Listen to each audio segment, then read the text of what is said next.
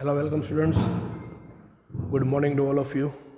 તો નેક્સ્ટ આપણે આજે નવું ચેપ્ટર સ્ટાર્ટ કરીએ છીએ, યામ ભૂમિતિ. ચેપ્ટર નંબર 3 છે તમારું, બરાબર. તો યામ ભૂમિતિ જે ચેપ્ટર છે એ સૌપ્રથમ ભૂમિતિનું ચેપ્ટર છે. ભૂમિતિ કોને કહેવાય તો તમને ખબર છે કે ભૂમિતિ એક એવી વસ્તુ છે કે જે ફિઝિક્સ એટલે કે ભૌતિક વિજ્ઞાન, બરાબર, ખગોળશાસ્ત્ર આપણે જે કહીએ છીએ, ભૌતિક વિજ્ઞાન અને ગણિત બંનેમાં કમ્બાઈન વિષય હોય. ભૂમિતિનો ઉપયોગ ફિઝિક્સમાં પણ થાય, એટલે કે ભૌતિક શાસ્ત્ર જે આપણે ખગોળીય વિજ્ઞાન કહીએ છીએ કે ગ્રહોનું અંતર માપવા, એક જગ્યાએથી બીજી જગ્યાનું અંતર માપવા માટે, બરાબર. તો એ બધી જગ્યાએ આપણો ભૂમિતિનો ઉપયોગ થાય છે. તો ભૂમિતિની શરૂઆત કરીએ છીએ આપણે આપણો ચેપ્ટર નંબર 3 છે, યામ ભૂમિતિ, બરાબર. તો સૌપ્રથમ બેઝિક લેવલનું આપણે જો શીખી ગયા છીએ સંખ્યા રેખા. સંખ્યા રેખા તમે આગલા ધોરણમાં પણ શીખ્યા છો. સંખ્યા રેખામાં તમને ખબર છે કે દરેક સંખ્યા રેખા હોય, તમે આડી લાઈન દોરતા હતા એક રેખા, બરાબર. વચ્ચે એક 0 હતો. 0થી જમણી બાજુ એક્સિયામના જે આપણે કહેતા હતા કે ધન ઘટકો, 0થી જમણી બાજુ બધા ધન સંખ્યાઓ હતી અને 0થી ડાબી બાજુ બધી ઋણ સંખ્યાઓ હતી, બરાબર. આવી રીતે તમે એક સંખ્યા રેખા દોરતા હતા. તો સંખ્યા રેખા પર તમે કોઈ એક પોઈન્ટ લેતા હતા. માની લ્યો કે તમે આવી એક સંખ્યા રેખા દોરતા હતા. તો અહીંયા વચ્ચે 0 હતો, અહીંયા 1 હતું, અહીંયા 2, આ બાજુ જાઓ તો -1, આ બાજુ જાઓ તો -2, બરાબર. તો આવી રીતે સંખ્યા રેખા દોરતા હતા. તો આપણે શું કહેતા હતા કે આ એક બિંદુ છે, એ ખબર છે આપણે કે -1 જ છે, આ એ બિંદુ છે. તો એનો મતલબ કે સંખ્યા રેખા ઉપર કોઈ એક બિંદુ આગળ, કોઈ એક વાસ્તવિક સંખ્યા આગળ એક જ બિંદુ તમને મળે, એક જ અને માત્ર એક જ, બીજું બિંદુ ત્યાં મળે નહીં. હું એમ કહું કે અહીંયા એ બિંદુ છે, તો એ બિંદુ એક આગળ મળે છે, તો એક આગળ બીજું બિંદુ મળે નહીં. હા, એનું નામ તમે જરૂરથી બદલી શકો, A B C D કોઈ પણ નામ રાખો એ રાખી શકો, પણ બીજું બિંદુ જે જનરેટ થાય નહીં, એક જ બિંદુ આવે, બરાબર છે. એનો મતલબ કે એક અને માત્ર એકનો મતલબ શું થાય? અનન્ય બિંદુ મળે, બરાબર. આ છે એક અને માત્ર એક જ, બરાબર. અનન્યનો મતલબ શું થાય? એક અને માત્ર એક જ. નીચે ઈની વાક્ય થોડુંક સમજાવીને આપ્યું છે કે પ્રત્યેક બિંદુને સંગત, પ્રત્યેક બિંદુ એટલે આ બિંદુ છે એને સંગત અનન્ય વાસ્તવિક સંખ્યા સંકળાયેલી હોય. એટલે ઊંધું વિધાન આપ્યું છે કે કોઈ એક બિંદુ લઉં તો એની સાથે સંકળાયેલી એટલે કે સંગત, એની સાથે સંગત કોઈ એક જ વાસ્તવિક સંખ્યા હોય, એટલે કે અનન્ય વાસ્તવિક સંખ્યા સંકળાયેલી હોય છે. આ તમે જૂનું જે 8મા ધોરણમાં ભણી ગયા છો સંખ્યા રેખા, એનું નિરૂપણ હતું, બરાબર. હવે આપણે યામ સમતલ જે ભણવાનું છે, તો યામ સમતલ વિશે થોડીક માહિતી મેળવી લઈએ. શું કીધું છે કે યામ સમતલ કેવું હોય કે બધાને ખબર છે, પણ આપણે એનું ડિસ્કસ કરતા નથી અત્યારે, બરાબર. કેવું હશે આપણે સમજશું આગળ. કોઈ બિંદુનું સ્થાન વર્ણવવા માટે આપણે બે પરસ્પર લંબનો ઉપયોગ કરીએ છીએ. હવે એ કેવી રીતે તો સમજો. માની લો કે તમારે કોઈ પણ એક અંતર વસ્તુનું માપવું છે. તમારાથી માની લો કે સામે એક વસ્તુ પડી છે, એનું તમારે અંતર માપવું છે. એનું તમારે અંતર માપવું છે તો બે પોસિબિલિટી થાય. એક તો ડાયરેક્ટલી સીધું હોય તો સામે તમે જઈ શકો, બરાબર. પણ જો આડાવડું ક્યાંય હોય, ત્રાસું હોય બિંદુ, આડાવડું ક્યાંય બિંદુ હોય, ત્રાસું હોય, મીન્સ કે ત્રાસમાં તમારી કોઈ વસ્તુ પડી હોય તો તમારે લંબ દ્વારા જવું પડે. ડાયરેક્ટ વચ્ચેથી નથી જઈ શકવાના. ભલે જગ્યા ખાલી છે પણ ડાયરેક્ટ વચ્ચેથી જવાનું નથી. કાં તો આપણે એક્સ અક્ષની દિશામાં ચાલશું, કાં તો આપણે વાય અક્ષની દિશામાં ચાલશું. એટલે બે પરસ્પર લંબ રેખાઓ દ્વારા કોઈ પણ બિંદુનું સ્થાન વર્ણવી શકાય છે. હવે તમે ગૂગલ મેપ જોયો હશે. ગૂગલ મેપ આપણે અક્ષાંશ અને રેખાંશ, તમે સમાજમાં પણ ભણી ગયા છો. કોઈ પણ જગ્યાનું સ્થાન અક્ષાંશ અને રેખાંશ દ્વારા તમને બતાવવામાં આવે છે ગૂગલ મેપ ઉપર, બરાબર. તમે માનો કે જેતપુર સર્ચ કરો, એ સક્સેસફુલ જેતપુર સર્ચ કરી, પણ પાછળ કંઈક કોઓર્ડિનેટ લખેલા હોય છે. કોઓર્ડિનેટનો મતલબ જ એ છે કે આમ એના દર્શાવેલા છે પાછળ કે આટલા અંશ આટલી કડા એવું લખેલું હોય, પાછળ નંબર લખેલા હોય, બરાબર. એ નંબર શું છે? એ તો નંબર છે એ કે યામ તમને આપેલા છે, એ એક્સ અક્ષ અને વાય અક્ષ જે લંબ રેખાઓ છે એના દ્વારા જ બનેલા છે, બરાબર. એ કોઓર્ડિનેટ જે છે, કોઓર્ડિનેટ આનો મતલબ જ એ થાય. યામ સમતલ એટલે કે કાર્ટેશિયન સિસ્ટમ જે કાર્ટેશિયન યામ, એનો મતલબ જ એ થાય કે કોઓર્ડિનેટ સિસ્ટમ, બરાબર છે. તો એ જે વસ્તુ છે એ બધી યામ ભૂમિતિને રિલેટેડ છે, યામ ભૂમિતિથી જ બનેલી છે, બરાબર છે. તો આ યામ ભૂમિતિ શીખવું અત્યંત સરળ છે અને યામ ભૂમિતિ આવડી જશે તો આગળના જે ચેપ્ટર છે ગ્રાફના એ તમને જરૂરથી સહેલા લાગશે, કેમ કે યામ ભૂમિતિનો મેઇન પાયો છે. તો બે લંબ રેખાઓ દ્વારા દર્શાવાય છે અને આ સ્થાન દર્શાવવાની જે પદ્ધતિ આપણે ઉપયોગમાં લઈએ છીએ એ કયા ગણિત શાસ્ત્રીના આધારે નામ રાખ્યું છે? તો રેને દ કાર્ત. રેને દ કાર્ત. ઓકે, આ નામ યાદ રાખવાનું છે. આ નામ MCQમાં ઝાઝી વખત પૂછાઈ શકે છે અને ઘણી બધી ગવર્મેન્ટ એક્ઝામમાં પણ પૂછાય છે કે યામ સિસ્ટમની જે શરૂઆત છે એ કયા ગણિત શાસ્ત્રીએ કરેલી હતી, બરાબર છે. તો કયા ગણિત શાસ્ત્રીએ કરેલી હતી? રેને દ કાર્તે. તો રેને દ કાર્ત નામના વૈજ્ઞાનિક પરથી એને કાર્ટેશિયન યામ પદ્ધતિ નામ આપવામાં આવ્યું. નામ યાદ રાખજો, કઈ યામ પદ્ધતિ છે? કાર્ટેશિયન યામ પદ્ધતિ. હવે આપણે યામ સમતલની થોડીક માહિતી મેળવીએ. તો યામ સમતલ આપણે કીધું છે એક સમુખ ક્ષિતિજ રેખા અને એક શિરોલંબ રેખા.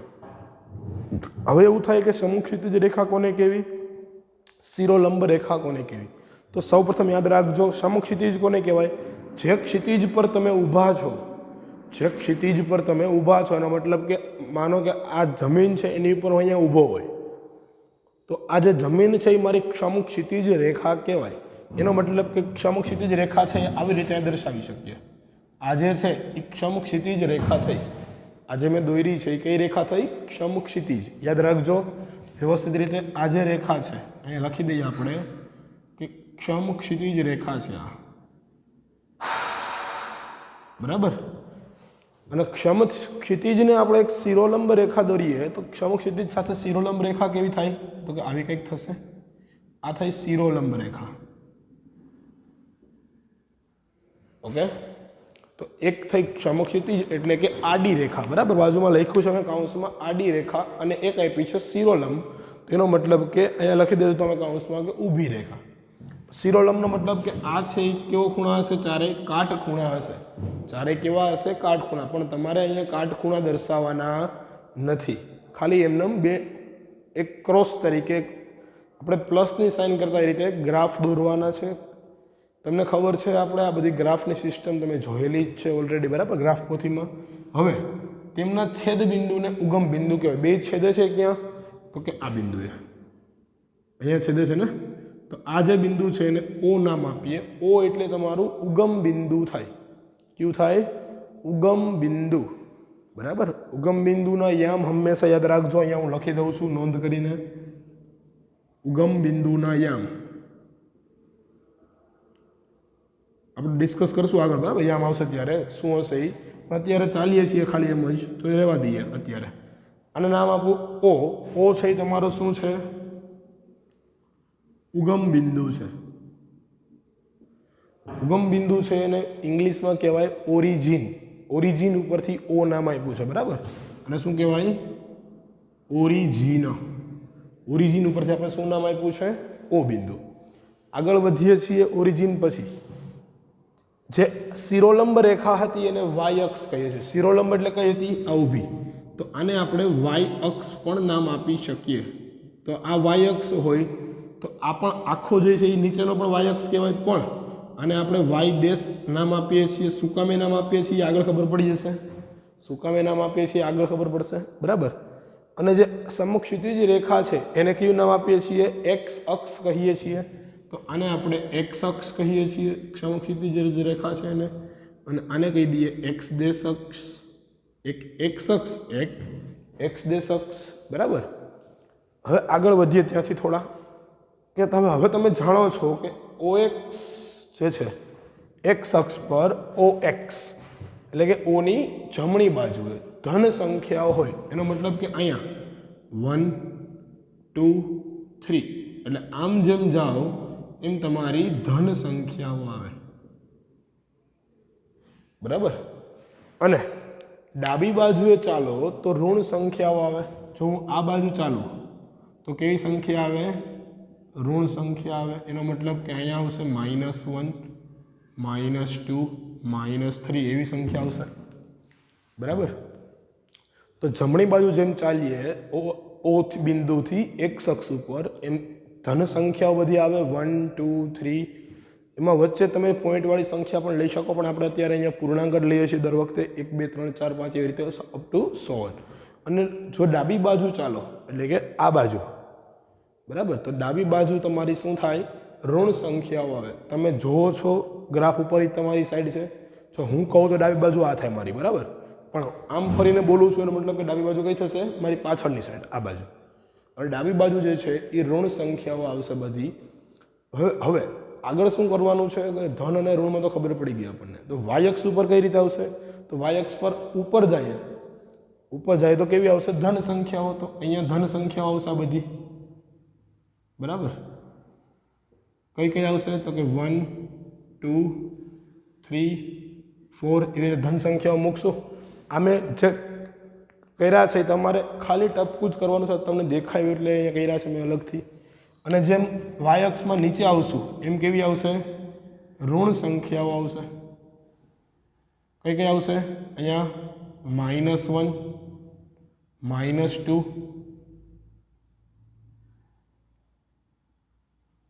-3 -4 એવી રીતે સંખ્યા હાલતી જશે નીચે, બરાબર.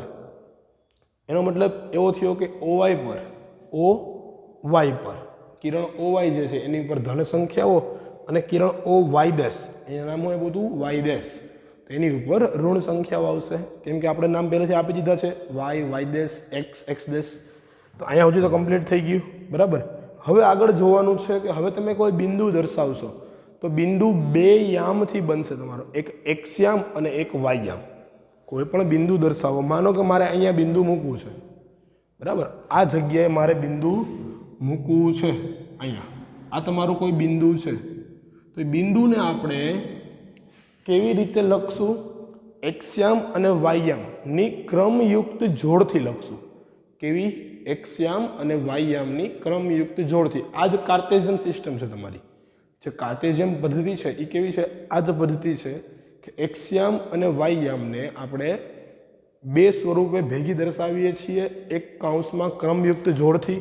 તો અહીંયા જે લખ્યું છે AB ને સંગત કોઈ એક બિંદુ ધારી લઈએ કે P બિંદુ છે. Q નામ આપો, P નામ આપો, કોઈ એક જ બિંદુ. શું કામ એને એક જ? તો આપણે પહેલાં જ વાત કરી હતી કે પ્રત્યેક બિંદુને સંગત અનન્ય વાસ્તવિક સંખ્યાઓ હોય. તો એક જ બિંદુ આવશે P. તો P બિંદુ એ સમતલમાં આવેલું બિંદુ છે અને એ છે એ P નો X યામ છે. એ છે એ P નો X યામ છે. જ્યારે તમે ક્રમયુક્ત જોડ AB લખશો એ શું છે? X યામ છે, જેનું બીજું નામ છે કોટી. શું નામ છે? કોટી. મેં નામ આપ્યું છે સાઈડમાં, X યામ છે એને કહેવાય કોટી, બરાબર. અને B છે એ P નો Y યામ છે, તો એને કહેવાય ભુજ. શું કહેવાય? ભુજ. તો X યામને કોટી અને Y યામને ભુજ કહેશું. એ છે X યામ છે, Y યામ એનો શું થશે? B થશે બિંદુમાં, બરાબર. તો આટલી નોંધ તમે લખી લીધી. હવે જે ભણવાનું છે થોડું ઘણું એ આપણે ગ્રાફ દોરીને સમજશું. ગ્રાફ ઉપરથી પોઈન્ટ નીચે લખતા જશું, બરાબર છે. તો એક ગ્રાફ દોરશું અને ગ્રાફ ઉપરથી પોઈન્ટ નીચે લખશું કે જે 4 પોર્શન આપણી પાસે બને તો એમાં ચરણ પડશે. આપણા કાર્ટેશિયન યામ પદ્ધતિમાં ચરણ હિસાબે ચાલવાનું હોય. તો આપણે કઈ રીતે ચરણ બનશે આ ગ્રાફમાં એ બધું ડિસ્કસ કરીએ છીએ હવે નેક્સ્ટ, બરાબર છે. તો ધ્યાન આપજો વ્યવસ્થિત રીતે. આ જે ચેપ્ટર છે બહુ સરળ અને અત્યંત નાનું ચેપ્ટર છે, બરાબર. જો 15-20 મિનિટ છે એ થિયરી ચાલશે અને બીજા લેક્ચરમાં 15-20 મિનિટ છે એ દાખલા કે MCQ જે કોઈ ખાલી જગ્યા છે એ ચાલશે. 2 લેક્ચર નાના નાનામાં પૂરું થઈ જશે. ટૂંકમાં 1 લેક્ચર જેવું કામકાજ છે, પણ આપણે નાના નાના 2 લેક્ચર કરીએ છીએ, બરાબર. તો અહીંયા ધ્યાન આપજો વ્યવસ્થિત રીતે, તો દાખલા ફટાફટ આવડી જશે આના, બરાબર છે. તો નેક્સ્ટ આપણે અહીંયા એક ગ્રાફ દોરીએ છીએ, જે પણ આપણે દોર્યો તો અગાઉ, બરાબર છે. જોજો અહીંયા વ્યવસ્થિત રીતે. આ તમારી ઊભી લાઈન શિરોલંબ, બરાબર. થોડીક દેખાવામાં પ્રોબ્લેમ થાય છે અહીંયા, તો વ્યવસ્થિત રીતે સમજજો. આ છે એ આડી લાઈન છે, બરાબર છે. એક વખત ફરીથી દોરી દઈએ છીએ, જે આછી દેખાય છે કટકો.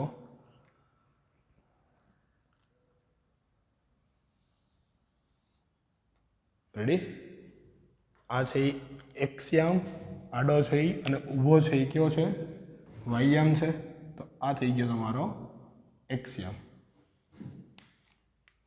તો નામ આપી દઈએ પહેલાં તો. આ શું હતું આપણું ઉગમ બિંદુ ઓ છે, બરાબર. ઉગમ બિંદુ કયું છે? ઓ છે.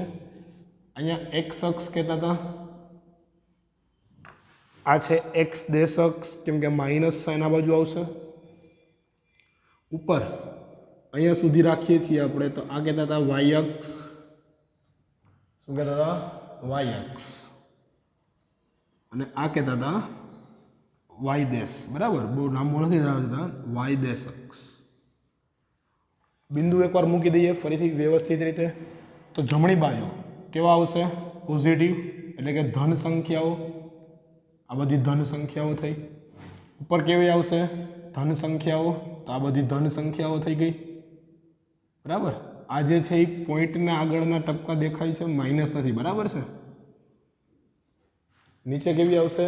ઋણ સંખ્યાઓ. તો અહીંયા આવશે -1, અહીંયા આવશે -2, અહીંયા આવશે -3, અહીંયા આવશે -4.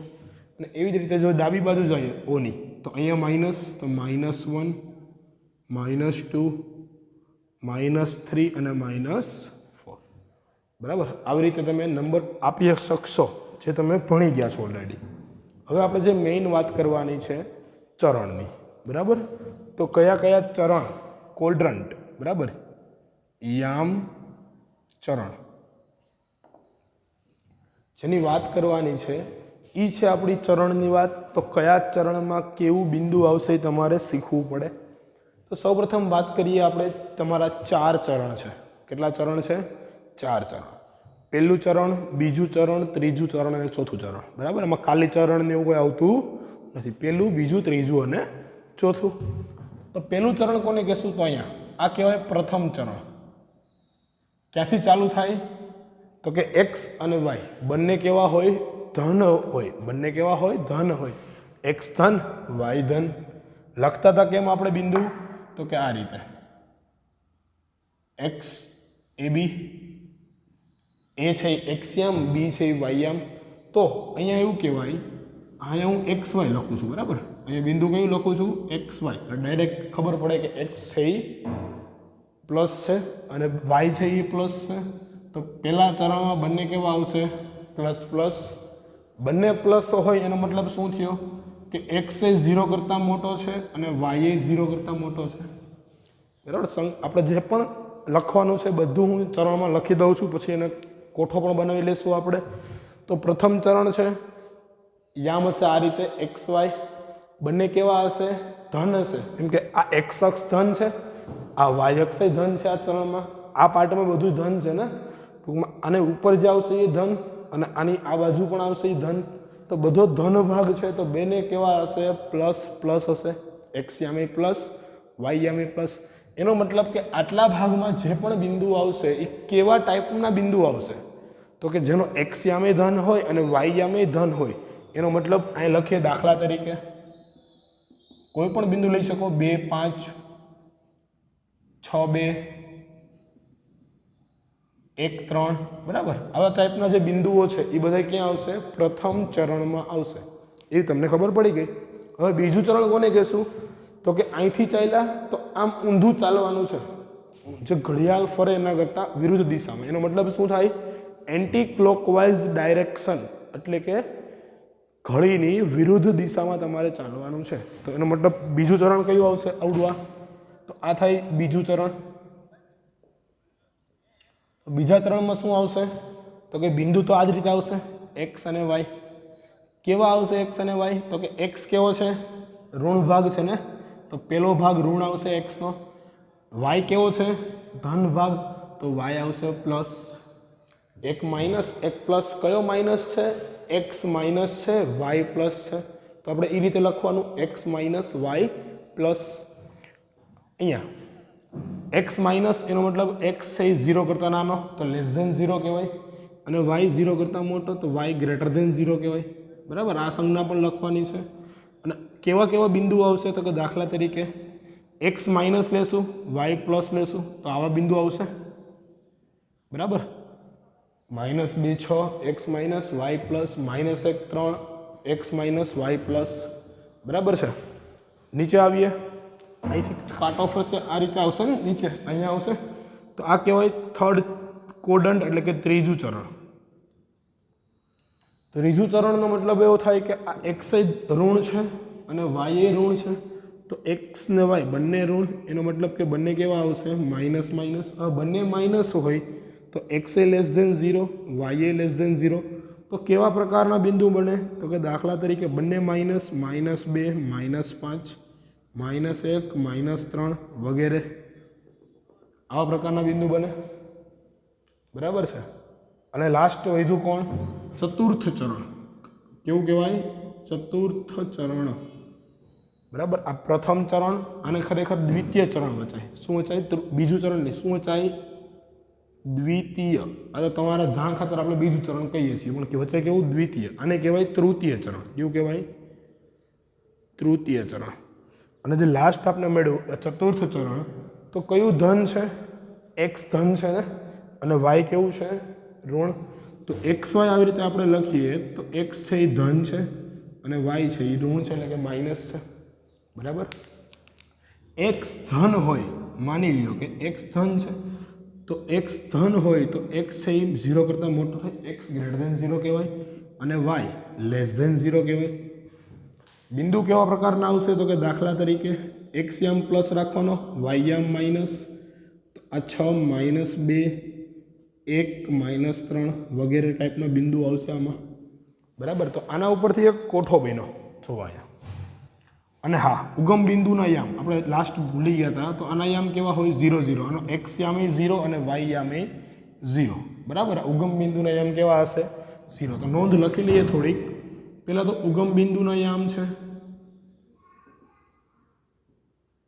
ઓલવેઝ કેવા થાય? 0 અને 0. 0 અને 0. બરાબર છે. ઓલવેઝ ઉગમ બિંદુના યામ 0, 0 હશે. નેક્સ્ટ આપણે કોઠો લખવો છે, તો જે આપણે ભાગ લઈએ છીએ, બરાબર, જે ચરણ લઈએ છીએ, અહીંયા આપણે ચરણ લખશું, ચરણનો ભાગ, અને અહીંયા એની સાઇન લખશું. એક્સ યામ કેવો મળશે અને વાય યામ કેવો મળશે. બરાબર. બે જ વસ્તુ આપણે લખવી છે. તો આ પહેલો ભાગ, પ્રથમ ચરણ કોને કહેવાય?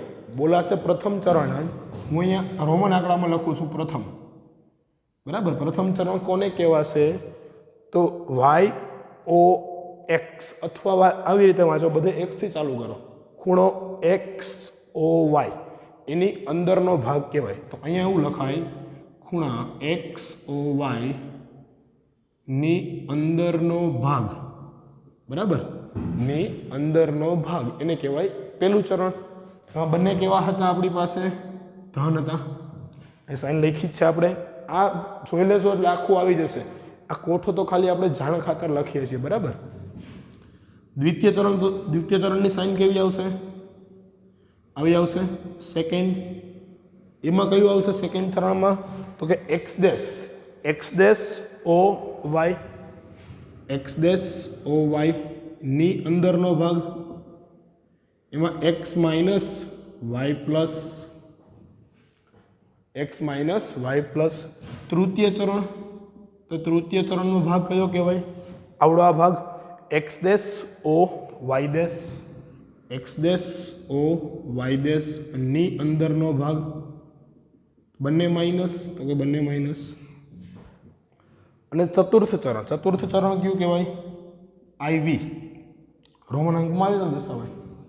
ચતુર્થ ચરણમાં ભાગ કયો થાય? X O y dash, x O y dash ની અંદરનો ભાગ, ની અંદરનો ભાગ. તો આમાં એક્સ પ્લસ વાય માઇનસ.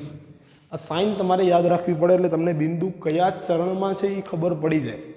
બિંદુ કયા ચરણમાં છે એ ખબર પડી જાય. બરાબર. આ સાઇન ખાસ અગત્યની છે. આ કોઠો પણ ખાસ અગત્યનો છે. તો આ બંને વસ્તુ તમારે વ્યવસ્થિત રીતે પેન્સિલથી કોઠો દોરી અને વ્યવસ્થિત લખવાના છે. 2 વાર ગ્રાફ દોરવાના છે. બરાબર. 2 વાર. એકવાર આગળ દોર્યો હતો ને આપણે એકવાર આ. વ્યવસ્થિત સ્ક્રીનશોટ લઈ લેજો. આગલી સ્લાઇડ છે પણ એ પણ તમારે લખવાની છે વ્યવસ્થિત રીતે. તો હવે જે મળશું આપણે નવા લેક્ચરમાં મળશું, નવા દાખલાઓ લઈશું. આના જે પણ દાખલા પૂછાય છે, કેવી રીતના દાખલા પૂછાય છે, બધું આપણે સમજશું. બરાબર છે. ત્યાં સુધી એકવાર થિયરી રિવિઝન કરી લેજો વિદ્યાર્થી મિત્રો. એટલે આ ચેપ્ટર છે આપણું. આના પછીના લેક્ચરમાં કમ્પ્લીટ થઈ જશે ત્રીજું ચેપ્ટર. એટલે 3 ચેપ્ટર આપણે કમ્પ્લીટ કરી જશું. આમ તો 4 ચેપ્ટર થયા. જો એક બીજું બહુપદી પૂરું કર્યું, એક 15મું સંભાવના પૂરું કર્યું આપણે, એક આપણે પૂરું કર્યું હેરોનનું સૂત્ર, અને આ ચોથું ચેપ્ટર આપણું પૂરું થશે યામ ભૂમિતિ. બરાબર, એના પછી આપણે જે દ્વિચલ સુરેખ સમીકરણ છે એ ચેપ્ટર સ્ટાર્ટ કરશું, એટલે ધીમે ધીમે આગળ વધશું. બરાબર છે, તો મળીએ છીએ ફરીથી નવા લેક્ચર સાથે. ત્યાં સુધી આવજો વિદ્યાર્થી મિત્રો.